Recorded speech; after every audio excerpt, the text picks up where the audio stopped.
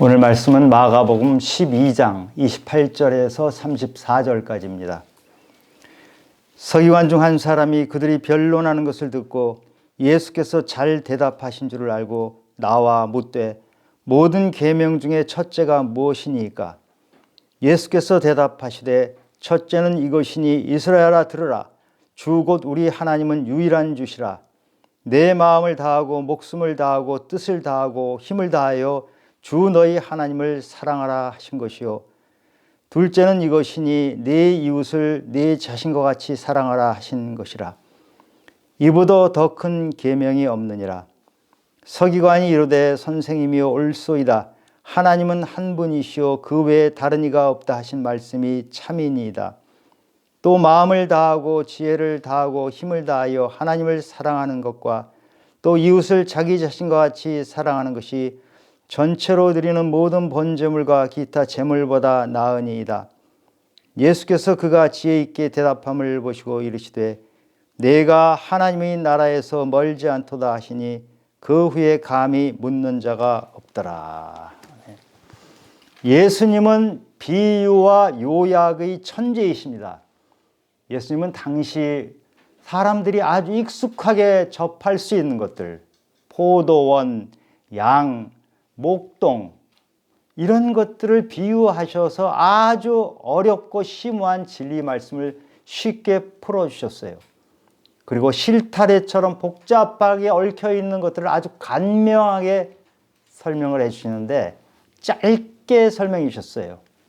오늘도 예수님은 율법 전체를 딱 두 개의 것으로 요약을 해 주십니다.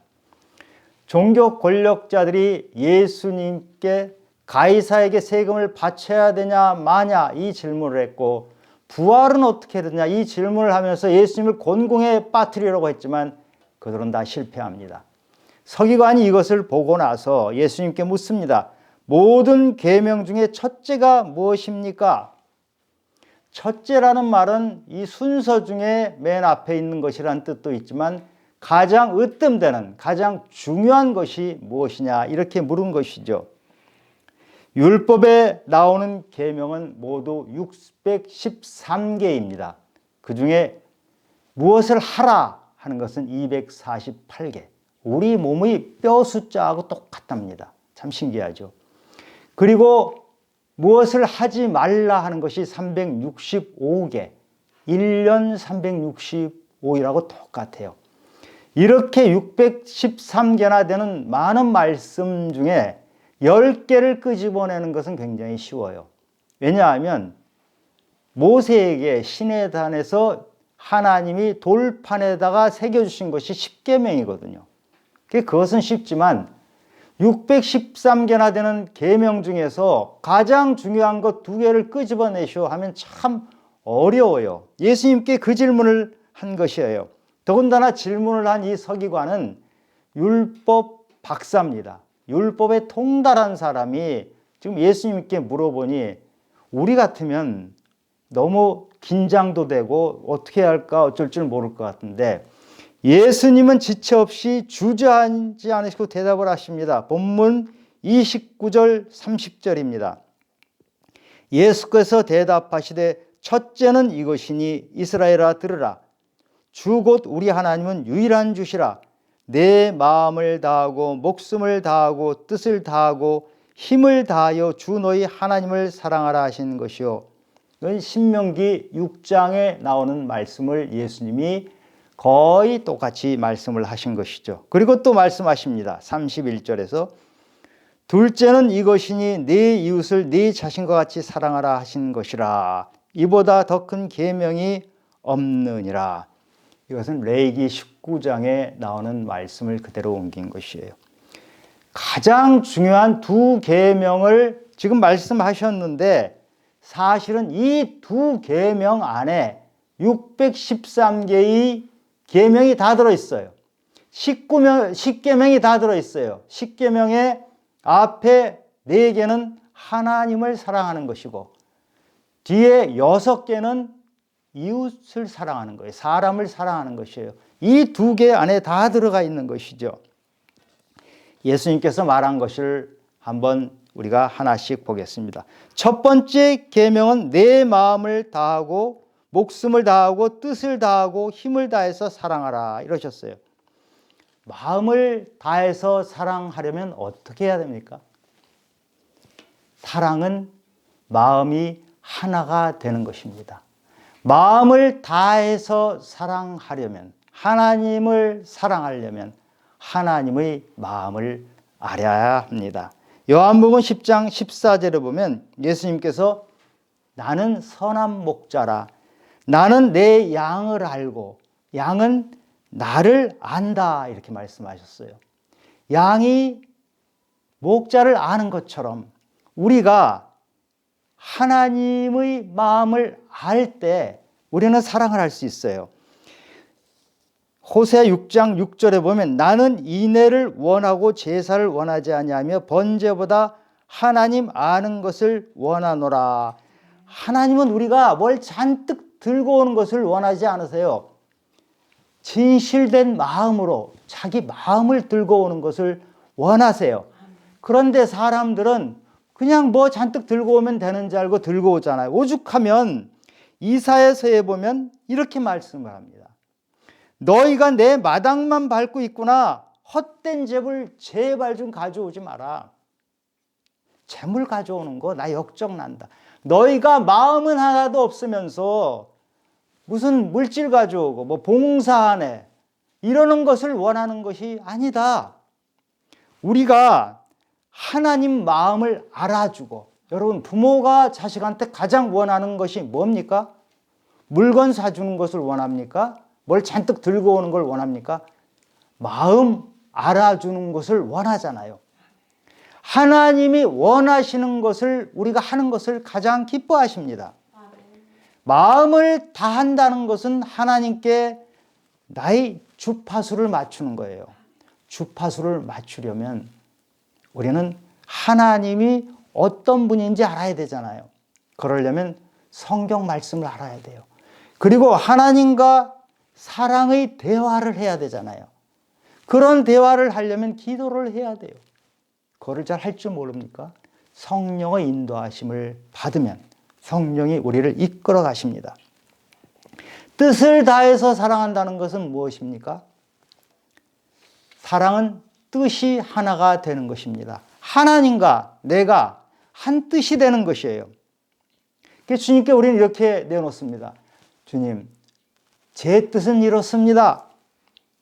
그러나 제 뜻보다 하나님의 뜻이 더 중요해서 제 뜻을 하나님의 뜻에 맞추려고 합니다.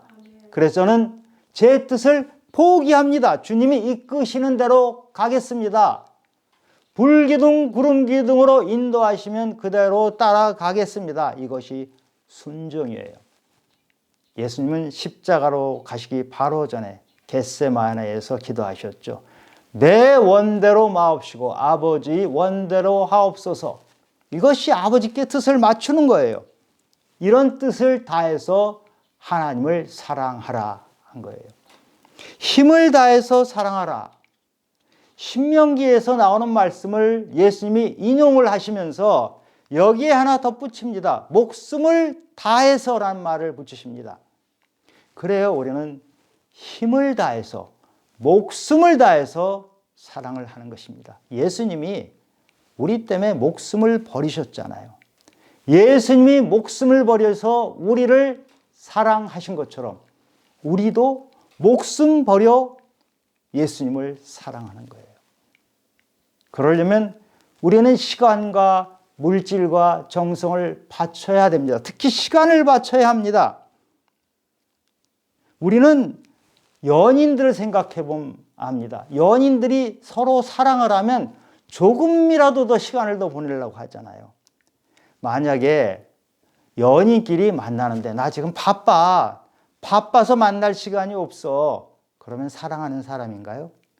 사랑하지 않기 때문에 그래요. 우리는 하나님께 우리 너무 바빠요 하는 말을 너무 자주 해요. 하나님 제 일하느라고 바빠요. 하나님 저 할 일이 많아요. 그리고 하나님을 옆에다 둡니다.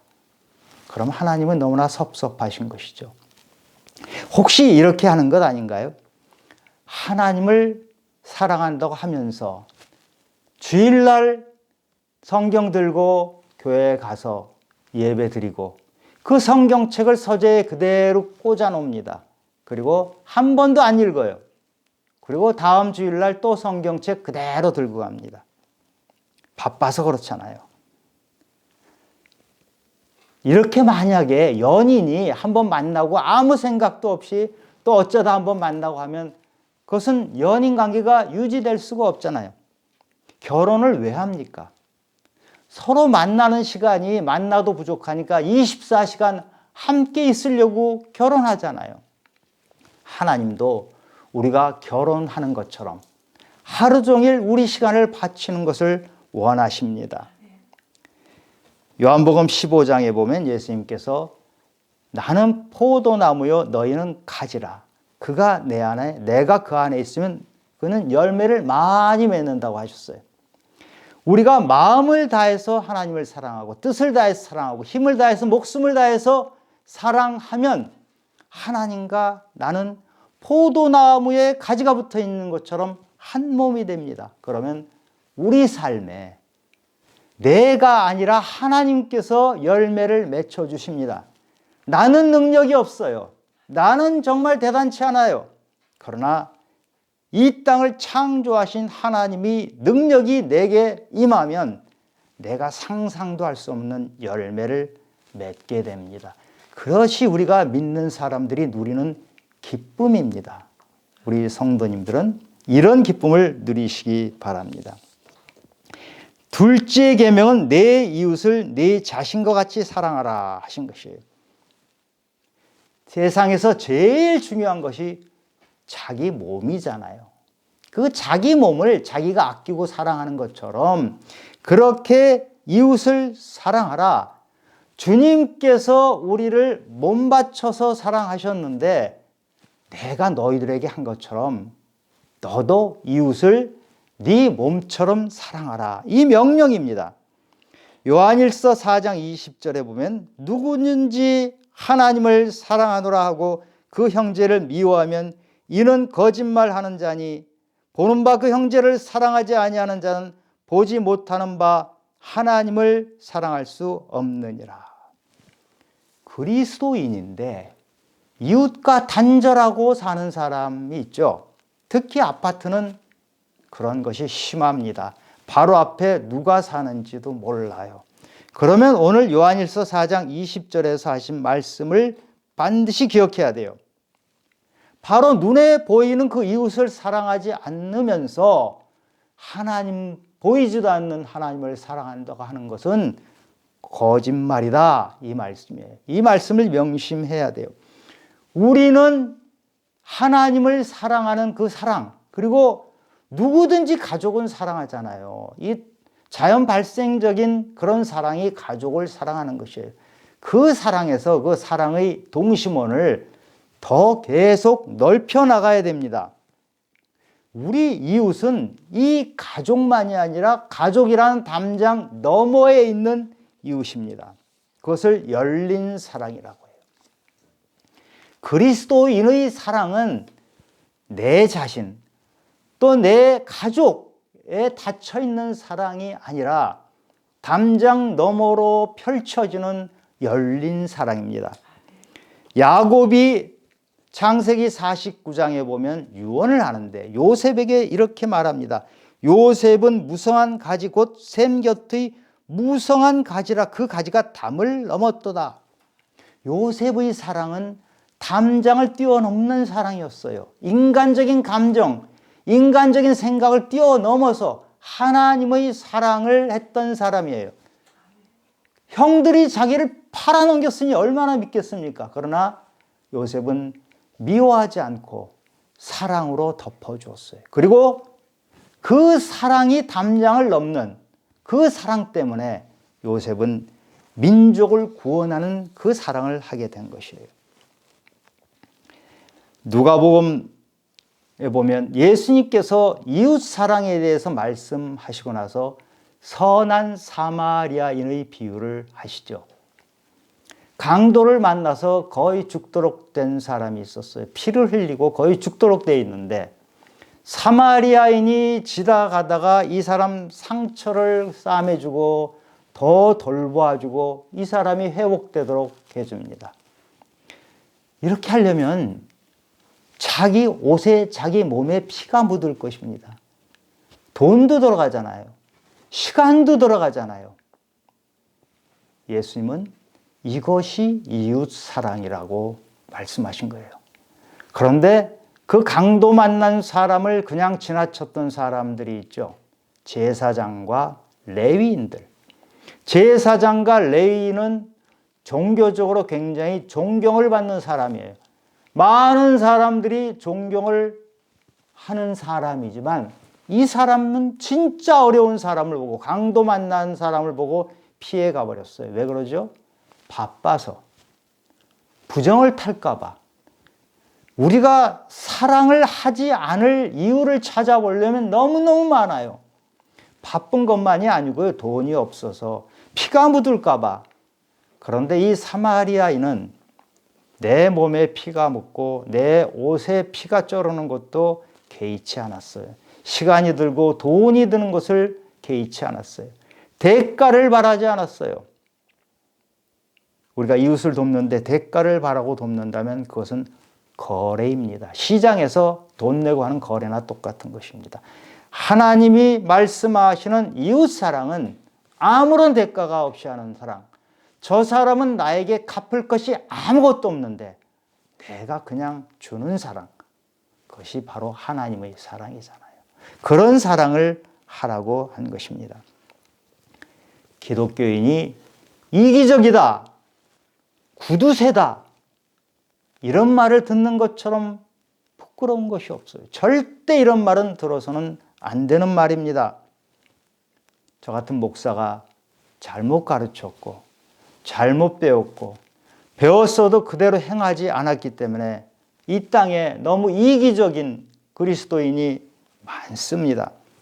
교회가 교인을 담장 안에 가둬놓으면 이렇게 이기적인 교인이 됩니다. 우리는 교회의 범위를 뛰어넘어서 이웃들, 얼마나 여러분들이 눈에 안 보여서 그렇습니다. 이웃을 향해서 하나님의 시선을 가지고 보면 어려운 사람들이 너무 많이 눈에 띕니다.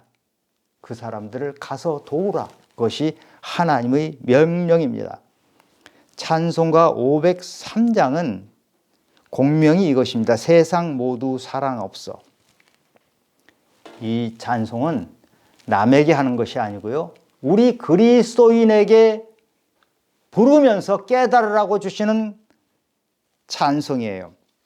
가사가 1절만 제가 해보면 세상 모두 사랑 없어 냉랭함을 아느냐 곳곳마다 사랑 없어 탄식소리 뿐일세 악을 선케 만들고 모든 소망 이루는 사랑 얻기 위하여 저들 오래 참았네. 우리 교인들에게 개 모임 하듯이 끼리끼리 모여서 너희들끼리 담장 아래 사는 사랑 말고 담장을 넘어가는 사랑을 해라. 이 말씀을 집어넣은 찬송이에요. 하나님은 사랑이십니다. 우리가 사랑을 할 수 있는 것은 하나님으로부터 사랑을 받았기 때문이에요. 그 사랑, 받은 사랑을 우리는 흘려보내고 나눠줄 뿐이에요. 주님이 십자가에서 아무 죄도 없으신 분이 내 죄 때문에 십자가에서 돌아가신 그 사랑을 우리는 받은 그대로 사람들에게 돌려주는 것이에요. 마치 이것 같아요. 달은 태양빛을 받아서 달빛을 우리에게 비춰줘요.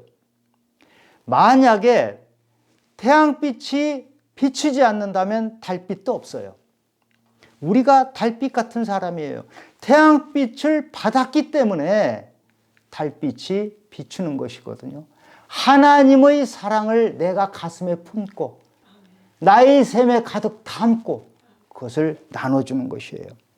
요한일서 4장 10절에서 11절을 보면 이렇게 말씀하십니다. 사랑은 여기 있으니 우리가 하나님을 사랑한 것이 아니요 하나님이 우리를 사랑하사 우리 죄를 속하기 위하여 화목제물로 그 아들을 보내셨음이라. 사랑하는 자들아, 하나님이 이같이 우리를 사랑하셨은즉 우리도 서로 사랑하는 것이 마땅하도다. 하나님은 사랑을 누구에게나 넘치도록 주세요. 그러나 그 사랑을 깨닫지 못한 사람은 사랑을 할 줄을 몰라요. 제가 가끔 이런 사람을 봅니다. 엄마가 나에게 해준 것이 뭐가 있어? 이렇게 엄마에게 불평하는 사람이 있습니다. 해준 게 뭐가 있어? 아마 엄마가 돈을 많이 못 줬고 학교 공부를 많이 못 줘서 그런 것 같죠. 그런데 정말 엄마가 해준 게 아무것도 없나요? 엄마는 자기 생명을 줬잖아요. 10개월 동안 뱃속에 넣고 있었어요. 10개월 동안 얼마나 힘든 삶을 엄마는 그 아이를 위해서 희생한 거예요. 그 아이가 똥 싸고 오줌 싸는 거 다 받아줬어요. 젖 먹였어요. 아프면 들쳐업고 병원으로 뛰어갔어요. 내가 아픈 것처럼 그 아이를 들쳐업고 뛰어가는 게 엄마의 사랑이에요. 애가 울지요. 애가 보챕니다. 애가 울고 보채는 게 엄마를 위해서 보챕니까? 애는 그저 자기 자신밖에 몰라요. 그러나 엄마가 아이를 보고 우는 것은 아이 때문에 가슴 아파서 우는 것이거든요. 엄마의 사랑은 그런 사랑이에요. 아무것도 엄마가 해준 것이 없다고요? 생명을 준 것이에요. 우리가 그것을 알면 부모의 사랑을 깨달은 사람, 엄마가 목숨을 바쳐서, 아버지가 목숨을 바쳐서 자기를 사랑했다는 것을 깨달은 사람은 하나님이 우리에게 목숨을 바쳐서, 십자가 목숨 바쳐서 사랑했다는 것을 깨달은 사람은 사랑을 할 줄을 알아요. 그러나 이것을 깨닫지 못하는 사람은, 그렇게 많은 사랑을 받았어도 깨닫지 못한 사람은 사랑을 할 줄을 몰라요. 베풀 줄을 몰라요. 요한복음 21장에 갈릴리 바닷가에 있는 베드로가 나오죠.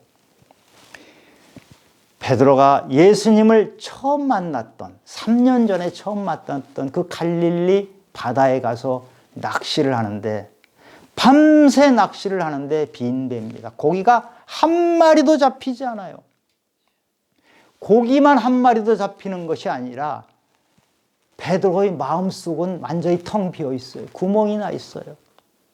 실패한 인생이에요. 좌절했어요. 낙심했어요. 빈배를 젓고 있는 그 베드로에게 주님이 찾아오십니다. 주님이 어떻게 찾아오시나 볼까요? 주님은 베드로를 주목하여 보시고 찾아가셨던 거예요. 베드로가 밤새 낚시를 했지만, 그물을 던졌지만 한 마리도 건져 올리지 못하는 그 상황을 주님은 처음부터 끝까지 다 보고 계셨어요.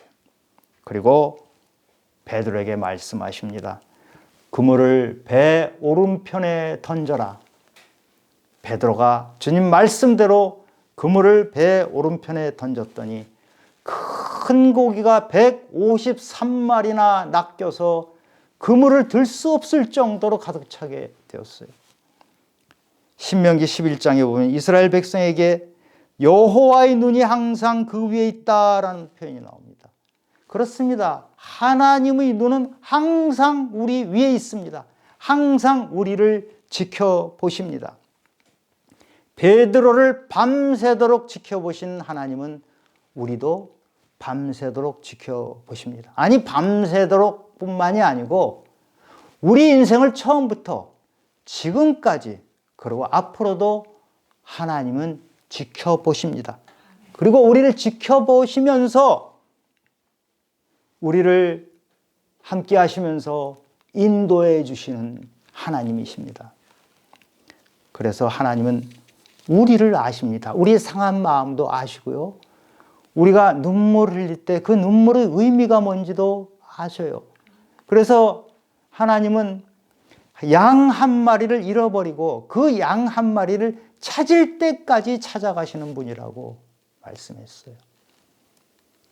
주님은 베드로의 잘못을 덮어주신 분입니다. 배신했던 베드로에게 주님이 찾아오셔서 너 왜 배신했냐 한마디도 안 하세요. 베드로를 한마디도 꾸짖지 않으세요. 대신에 베드로가 밤새 허기지고 밤새 피곤한 베드로에게 물고기와 떡을 주시면서 와서 조반을 먹으라. 베드로는 조반을 먹은 것이 아니고 예수님의 사랑을 먹었어요. 하나님 명령을 어기고 선악과를 따먹은 아담과 하와에게는 하나님께서 가죽옷을 입혀주셨습니다. 집을 나가서 허랑방탕했던 둘째 아들에게는 하나님께서 가락지를 끼워주고 잔치를 베풀어 주셨어요. 우리의 허물, 우리의 죄를 다 아시는 분이지만 그것을 덮어주시는 하나님은 지금도 우리에게 이렇게 말씀하십니다. 괜찮아, 힘내, 다시 일어서, 이렇게 격려하시는 하나님이십니다. 주님은 베드로에게 3번이나 내가 나를 사랑하느냐라고 물으셨어요. 주님께서 네가 나를 사랑하니 하고 물으실 때는 이런 말이 그 안에 녹아 있어요. 나는 너를 사랑하는데, 나는 너 때문에 십자가에서 죽었는데, 나는 너를 죽도록 사랑하는데 너는 그것을 아느냐? 이것이 베드로에게 물으신 질문 안에 녹아 있어요. 베드로가 그때 파뜩 깨달았어요. 주님, 제가 주님을 사랑하는 줄을 주님이 아시나이다. 주님이 먼저 아신 것이에요. 우리가 남을 사랑하고 우리가 하나님을 사랑하는 그것은 내 힘으로 하는 것 같지만 주님께서 먼저 나에게 주셨던 그 사랑의 힘으로 하는 것입니다. 고린도전서 13장에서 사랑은 오래 참는 것이라고 했죠. 그렇습니다. 하나님의 사랑은 오래 참으시고 기다려주시는 사랑입니다. 우리가 배신했을 때, 우리가 원망했을 때 하나님은 그것을 보지 않으시고 기다려주십니다. 제가 가끔 특히 요즘 더 그런 시간을 많이 갖습니다. 저희 과거를 쭉 생각해 봅니다.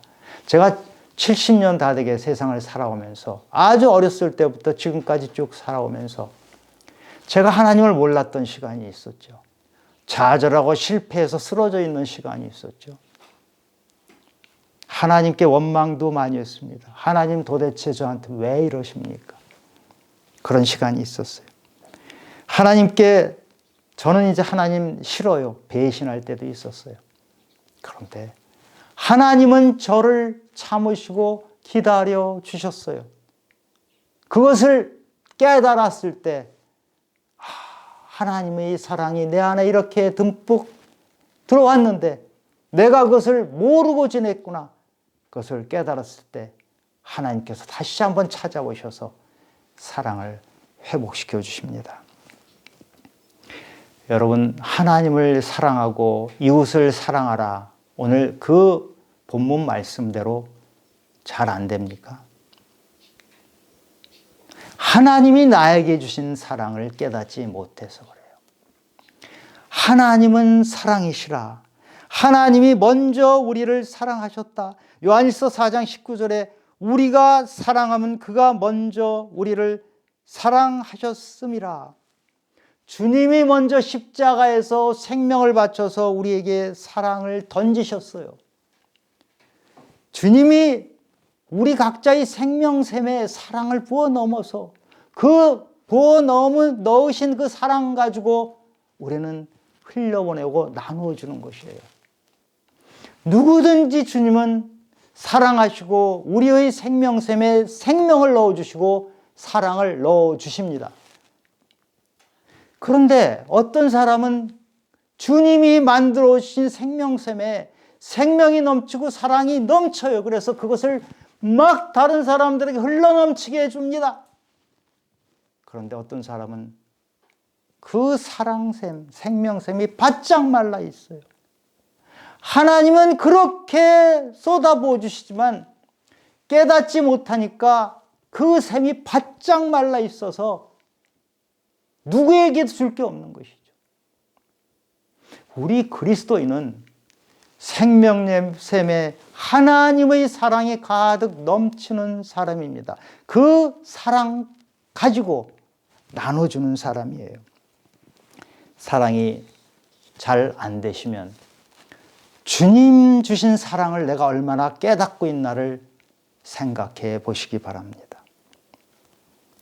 내 생명샘이 바짝 말라 있으면 나눠줄 사랑이 없는 것이죠. 주님께서 내 생명샘의 사랑으로 채워주시옵소서 간절히 기도하시기 바라요. 우리가 말씀 보고 듣고 기도하면서 생명샘의 주님의 사랑을 채워야 돼요. 내 힘으로 잘 안 되죠. 성령님께 간구하는 거예요. 성령님 도와주세요. 말씀 읽는 것이 잘 안 됩니다. 말씀 읽도록 도와주세요. 기도가 잘 안 됩니다. 기도하도록 도와주세요. 말씀과 기도를 나의 생명샘에 잔뜩 넣으면 우리가 하나님의 크신 사랑을 발견하게 됩니다.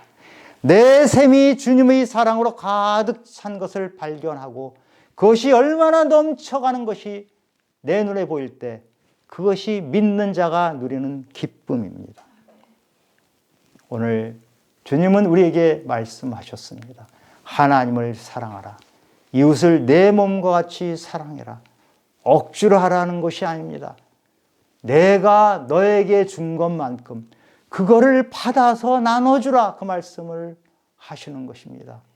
주님께서 나에게 주시는 벅찬 사랑, 십자가에서 목숨까지 바치면서 나에게 주신 그 사랑을 확인하는 우리 성도님들이 되시기를 예수님 이름으로 축원합니다.